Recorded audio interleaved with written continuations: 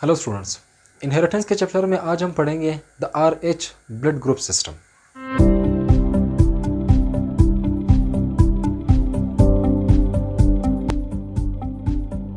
अपने previous lecture में हमने स्टडी किया था कि हमारे पास जो ब्लड ग्रुप्स है वो असल में 4 किस्म के होते हैं, जिसमें ए ब्लड ग्रुप है, बी ब्लड ग्रुप है, ए बी है एंड ओ है। और इनको हमने किस बुनियाद पर इसकी ब्लड ग्रुपिंग की थी कि उनको कंट्रोल करने के लिए एक ख़ास किस्म के जीन्स होते हैं जो कि इन आरबीसी के ऊपर एक ख़ास किस्म के मॉलिक्यूल्स जिसको एंटीजेंस का नाम दिया जाता है, उन एंटीजेंस की बुनियाद पर हमने इनको ब्लड ग्रुपिंग किया था कि अगर ए एंटीजन मौजूद है तो ए ब्लड ग्रुप होगा, अगर बी मौजूद है बी एंटीजन सो बी ब्लड ग्रुप है, अगर ए बी दोनों मौजूद है तो जो ब्लड ग्रुप होगा वो ए बी होगा, और अगर कोई भी एंटीजन मौजूद नहीं है तो जो ब्लड ग्रुप है वो ओ होगा। हम उसी को कंटिन्यू कर रहे हैं। एक और जो ब्लड ग्रुप सिस्टम है हमारे पास पाया जाता है, इसको कहा जाता है RH blood group system. RH blood group system असल में क्या है कि ये असल में आरबीसीज के ऊपर जिस तरह ए एंटीजन बी एंटीजन या फिर ए बी एंटीजन दोनों पाए जाते हैं, इसी तरह एक और मॉलिक्यूल भी आरबीसी के मेम्ब्रेन के ऊपर पाया जाता है। इन जो एंटीजन है या फिर ये जो मॉलिक्यूल है इनको कहा जाता है RH फैक्टर। सो RH फैक्टर मौजूद होता है, यह असल में एक एंटीजन है जो कि आरबीसीज के ऊपर मौजूद है, और इसी की बुनियाद पर हम कह सकते हैं कि ये RH फैक्टर मौजूद है या फिर मौजूद नहीं है। अगर तो जो RH फैक्टर है या RH एंटीजन है अगर किसी आरबीसी के ऊपर मौजूद होता है तो इस शख्स का जो ब्लड ग्रुप होगा that is positive blood group, और अगर आरबीसीज की मेम्ब्रेन के ऊपर RH फैक्टर मौजूद नहीं है, एब्सेंट है, तो ये जो ब्लड ग्रुप होगा that is negative blood group. इसको भी डिस्कवर किया था कार्ल लेंडस्टीनर ने 1930 में, और इसको डिस्कवर किया था उन्होंने from the blood of rhesus monkeys. ये ख़ास किस्म के मंकीज़ हैं और इनके ब्लड से यानी उनका जब ब्लड उन्होंने देखा, उसको ऑब्ज़र्व किया, उनके ऊपर रिसर्च किया, तो उनके आरबीसीज के ऊपर ये जो RH फैक्टर है वो पाया जाता था। और फिर बाद में पता चला कि इंसानों का जो ब्लड है उनके ऊपर भी ये जो फैक्टर है या एंटीजन है ये पाया जाता है। और इसी वजह से जो RH है, जो रेसस मंकीज़ का जो नाम है, इसकी बुनियाद पर इसको नाम दिया गया RH फैक्टर का। और RH की फैक्टर पर हमने कहा कि अगर मौजूद है तो पॉजिटिव होगा, अगर एब्सेंट है तो नेगेटिव होगा। इसकी बुनियाद पर हमारे पास जो ब्लड ग्रुप है वो 8 बनते हैं। ए ब्लड ग्रुप है, बी ब्लड ग्रुप है, ए बी है एंड ओ है। अगर तो RH फैक्टर मौजूद है तो ए पॉजिटिव, अगर एब्सेंट है तो ए नेगेटिव। अगर RH फैक्टर मौजूद है तो बी पॉजिटिव, अगर एब्सेंट है तो बी नेगेटिव। अगर ए बी के ऊपर अगर RH फैक्टर मौजूद है तो इसको हम कहेंगे ए बी पॉजिटिव, अगर एब्सेंट है तो ए बी नेगेटिव। अगर जो ब्लड ग्रुप है बाकी कोई भी एंटीजन मौजूद नहीं है, सिर्फ और सिर्फ जो RH एंटीजन है ये मौजूद है, तो इसको कहा जाएगा ओ पॉजिटिव। और अगर कोई भी एंटीजन नहीं है, न ए बी है न RH हमारे पास मौजूद है, तो ये जो शख्स होगा दिस इज़ ओ नेगेटिव। जो ओ नेगेटिव है इसको कहा जाता है कि इट इज़ यूनिवर्सल डोनर। ये ब्लड किसी को भी लगाया जा सकता है क्योंकि इसके ऊपर किसी भी किस्म का जो एंटीजन है या कोई भी मॉलिक्यूल है, न ए बी है न RH है, कोई किसी भी किस्म का जो एंटीजन है वो नहीं पाया जाता। एंड जो ए बी पॉजिटिव है इसको कहा जाता है कि इट इज़ यूनिवर्सल रिसिपेंट, क्योंकि इनके ऊपर सारे एंटीजन्स लगे होते हैं। नाउ अगर इसकी जेनेटिक बेसिस को देखा जाए RH ग्रुप सिस्टम का, तो ये जो एंटीजन है, जो RH एंटीजन है या फैक्टर है, इसको कंट्रोल करने वाले जो जीन्स है या इनकी तादाद है 3। इसको कहा जाता है C है, D है एंड E है। ये इन जीन्स को नाम दिया जाता है। तो इसी तरह हमारे पास C कैपिटल C और स्मॉल c में पाया जा सकता है, कैपिटल D और स्मॉल d में होता है, कैपिटल E और स्मॉल e में होता है। अगेन जो कैपिटल है ये डोमिनेंट होता है अपने जो स्मॉल है उसके ऊपर, वो जो स्मॉल है that is the recessive one. ये जो जीन्स होते हैं ये असल में किसी भी शख्स में 2 लोकस के ऊपर मौजूद होते हैं। लोकस हमने पहले भी पढ़ा है कि क्रोमोसोम के ऊपर वो जगह जहाँ पर जीन मौजूद होता है उसको लोकस कहा जाता है, और इसका जो प्लूरल है उसको लोसाई कहा जाता है।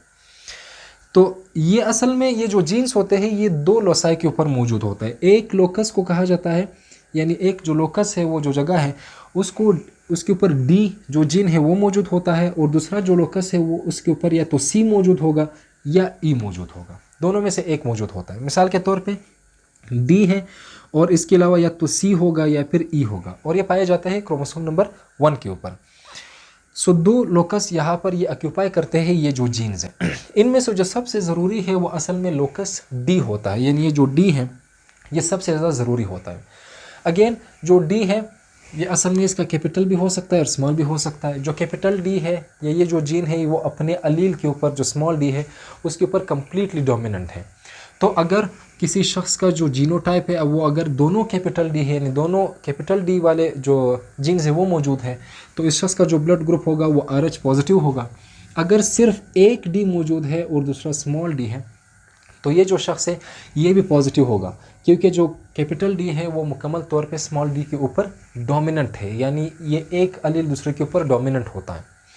एंड अगर दोनों स्मॉल डी है तो इस शख्स का जो ब्लड ग्रुप होगा दैट इज़ RH नेगेटिव।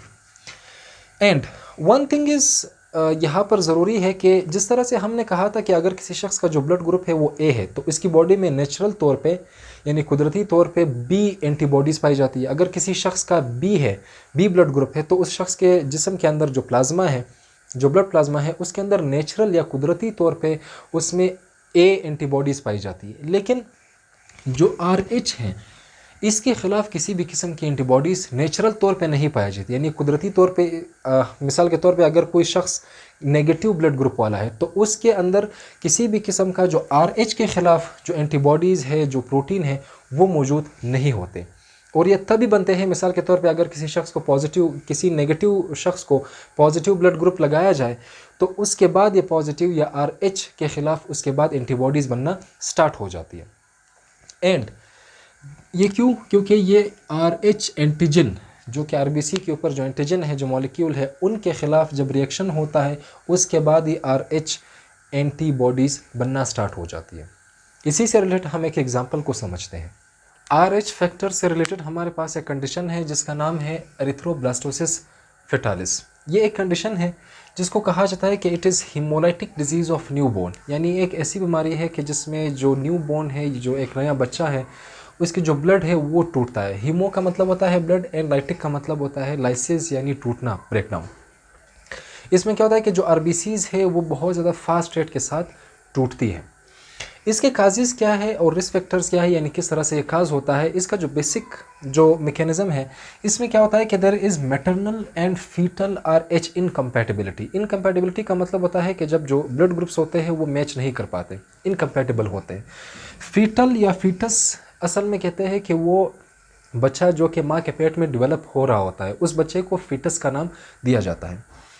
तो ये असल में होता क्यों है, इसकी जो कंडीशंस है वो असल में क्या है कि मिसाल के तौर पे हम एक एग्जांपल लेते हैं कि एक जो RH वुमेन है, यानी negative RH women, she marries RH positive man, यानी एक ऐसी औरत है जो कि जिसका जो ब्लड ग्रुप है वो नेगेटिव है, वो एक RH पॉजिटिव मैन के साथ शादी करती है। और इन दोनों का जो फर्स्ट जो चाइल्ड होता है, जो पहला बच्चा होता है, सिंस हमने पहले भी कहा है कि जो RH पॉजिटिव है वो असल में नेगेटिव के ऊपर डोमिनेंट होता है, तो जो पहला बच्चा होगा दैट इज़ RH पॉजिटिव होता है। ये पहला कंडीशन है।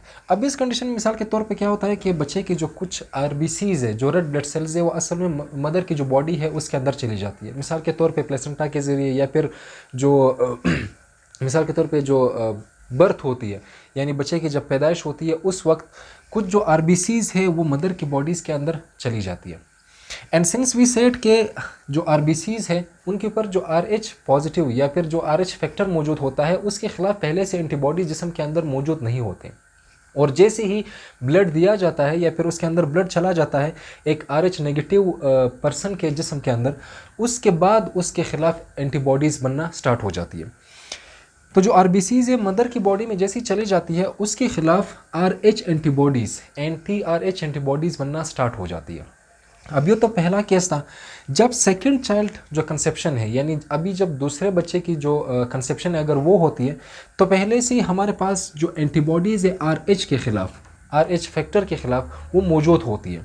और ये जो एंटी RH एंटीबॉडीज़ है ये प्लेसेंटा के ज़रिए से, प्लेसेंटा वो कनेक्शन है जो मदर और चाइल्ड के दरमियान में होती है, तो जो RH एंटीबॉडीज़ जो पहले से ही मदर के जिस्म के अंदर पहले से बन चुकी है वो पास हो जाएगी प्लेसेंटा के ज़रिए से, और जो बच्चे की जो RBCs है उसको डिस्ट्रॉय करना स्टार्ट कर देती है।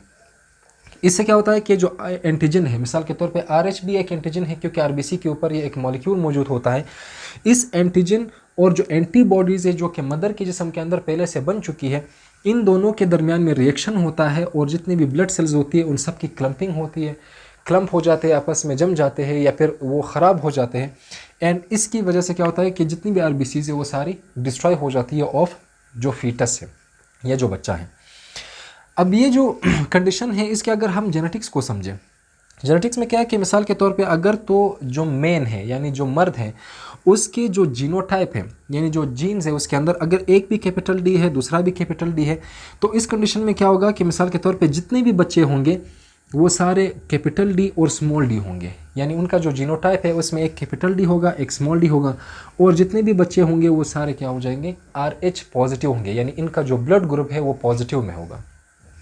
अगर तो जो मर्द है या जो मेल है अगर वो तो एक कैपिटल डी एक स्मॉल डी यानी इसका जो जीनोटाइप है वो हेटेरोजाइगस है, यानी सेम नहीं है, इस तरह होमोजाइगस नहीं है, हेटेरोजाइगस है, तो इसके जो बच्चे होंगे वो किस तरह से होंगे, मिसाल के तौर पे capital D small D and small D. ये फादर का जीनोटाइप है, this is of mother genotype. So small D capital D के साथ जाएगा and small D and small D capital D and small D. आप देखिए कि जो 50% जो बच्चे होंगे वो असल में RH पॉजिटिव होंगे, उनका जीनोटाइप होगा capital D and small D, और जो 50% जो बच्चे होंगे यानी आधे जो बच्चे होंगे वो small D and small D उनका जो जीनोटाइप है वो क्या होंगे RH नेगेटिव होंगे, यानी इनका जो ब्लड ग्रुप होगा वो नेगेटिव में होगा। जब भी ये कंडीशन होता है एरिथ्रोब्लास्टोसिस में, यहाँ पर क्या है कि जितने भी नेगेटिव वाले बच्चे होंगे उनमें ये जो कॉम्प्लिकेशन नहीं होती, सिर्फ और सिर्फ जो पॉजिटिव वाले बच्चे हैं उनमें ये कॉम्प्लिकेशन होती है। नाउ इसकी वजह से यानी जो एरिथ्रोब्लास्टोसिस है इसकी वजह से हमारे पास कौन से कंडीशन या कौन से कॉम्प्लिकेशंस आते हैं, सिम्टम्स क्या है, प्रॉब्लम्स कौन सी होती है। द फर्स्ट थिंग इज़ कि जो बच्चा होता है जो फिटस होता है उसकी एनीमिया की कंडीशन होती है, यानी उनके जो आरबीसीज है उनमें कमी होती है, एनीमिया खून की कमी को कहा जाता है। सो एनीमिया का कंडीशन होता है। जो बॉडी होती है जब वो बच्चा पैदा होता है उसकी बर्थ होती है तो जो बॉडी होती है वो स्वोलन यानी सूज चुकी होती है, एंड इसकी बॉडी का जो कलर है वो पेल होता है यानी येलो कलर का होता है, क्योंकि उनको एनीमिया का कंडीशन होता है, एनीमिया यानी खून की कमी होती है। इसके अलावा चूँकि ज़्यादा आरबीसीज प्रोड्यूस करने की वजह से जो लिवर है और इसके अलावा जो स्प्लीन है ये दोनों का जो साइज़ है वो भी बढ़ जाता है, इनलार्ज लिवर एंड स्प्लीन होता है इन बच्चों का, and release of immature blastocyst in the blood system. ये जो बच्चे होते हैं इनके जिस्म के अंदर यानी इनका जो ब्लड सर्कुलेशन है उनके अंदर एरिथ्रोब्लास्टोसिस होती है। एरिथ्रोब्लास्टोसिस क्या है कि असल में जो आरबीसीज है इनको कहा जाता है एरिथ्रोसाइट्स। एरिथ्रोसाइट्स असल में मेच्योर रेड ब्लड सेल्स होते हैं, इनके अंदर न्यूक्लियस नहीं पाया जाता, लेकिन ये जो एरिथ्रोसाइट है ये एरिथ्रोब्लास्ट से बनते हैं। एरिथ्रोब्लास्ट असल में इमेच्योर ब्लड सेल्स होते हैं और एरिथ्रोसाइट मेच्योर ब्लड सेल्स होते हैं। एरिथ्रोब्लास्ट होते हैं कि इनके अंदर न्यूक्लियस भी पाया जाता है, जब इनसे न्यूक्लियस निकल जाता है ये मेच्योर होते हैं फिर उनको कहा जाता है एरिथ्रोसाइट्स। तो ये जो बच्चे होते हैं इनके ब्लड सर्कुलेशन के अंदर एरिथ्रोसाइट नहीं बल्कि एरिथ्रोब्लास्ट ज़्यादा बनते हैं, और इस कंडीशन को फिर कहा जाता है कि एरिथ्रोब्लास्टोसिस यानी the production of immature blood cells, the production of erythroblasts, और इसी वजह से इस कंडीशन को कहा भी जाता है एरिथ्रोब्लास्टोसिस। एंड इसकी वजह से चूँकि ज़्यादा खून की कमी भी होती है और इसके अलावा एरिथ्रोब्लास्ट भी बन रहे हैं, तो इसकी वजह से हो सकता है कि अबॉर्शन हो यानी बिल्कुल जो प्रेगनेंसी हो मुकम्मल ना हो पाए, या फिर हो सकता है कि जो बर्थ होती है एक बच्चे की वो स्टिल बर्थ हो यानी वो बच्चा ऑलरेडी डेड हो एट बर्थ।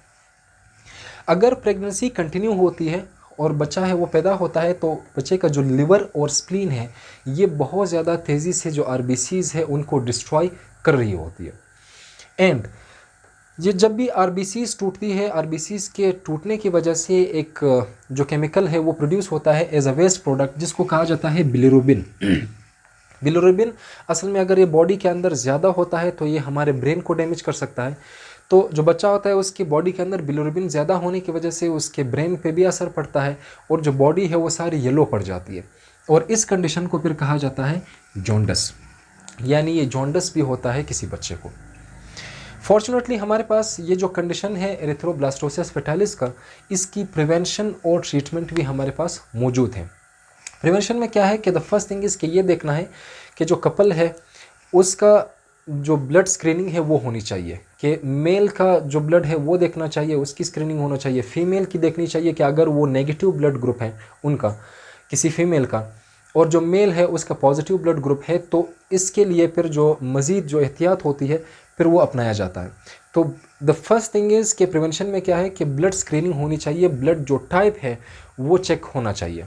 और इस कंडीशन का जो ट्रीटमेंट है असल में ये एक इंजेक्शन की फॉर्म में दिया जाता है। इस इंजेक्शन के अंदर होती है RH एंटी सीरम, और इसके अंदर मौजूद होता है एंटी RH एंटीबॉडीज़, यानी ऐसी एंटीबॉडीज़ होती है जो कि RH एंटीजन जो कि RBCs के ऊपर लगा होता है उनके ख़िलाफ़ ये रिएक्शन शो करता है, या फिर वो एंटीजन के साथ रिएक्शन होता है और इस RH एंटीजन को डिस्ट्रॉय करने वाले एंटीबॉडीज़ इस इंजेक्शन के अंदर मौजूद होते हैं। अब ये कब दिया जाता है? ये जो इंजेक्शन है, चूँकि जो प्रेगनेंसी होती है वो एक normal pregnancy that is of 9 months, तो इसको हम 3 ट्राइमेस्टर्स में हम इसको डिवाइड करते हैं। फर्स्ट ट्राइमेस्टर है, सेकंड है एंड थर्ड है। तो पहला जो इंजेक्शन है वो फर्स्ट ट्राइमेस्टर में दिया जाता है, एंड जो दूसरा इंजेक्शन है that is immediately after birth with in 72 hours, कि जैसे ही बर्थ हो जाती है दूसरी इंजेक्शन वो 72 या 72 घंटे के अंदर ही उसको लगाया जाता है। इसकी वजह से क्या होगा कि जितने भी जो RBCs है या फिर जो रेड ब्लड सेल्स है जो कि फीटस यानी बच्चे से पास हो जाती है मदर की बॉडी में, और वहाँ पर उसके अगेंस्ट अगर कोई एंटीबॉडीज़ बनती है तो इससे पहले ही ये जितने भी एंटीबॉडीज़ इंजेक्शन के अंदर होती है वो इन RBCs को डिस्ट्रॉय कर देती है। तो मदर की जो बॉडी है वो इसके ख़िलाफ़ किसी भी किस्म की एंटीबॉडीज़ नहीं बनाती। आई होप स्टूडेंट्स कि ये टॉपिक आपको समझ में आ गया होगा। मिलते हैं अगले लेक्चर में। अल्लाह हाफिज़।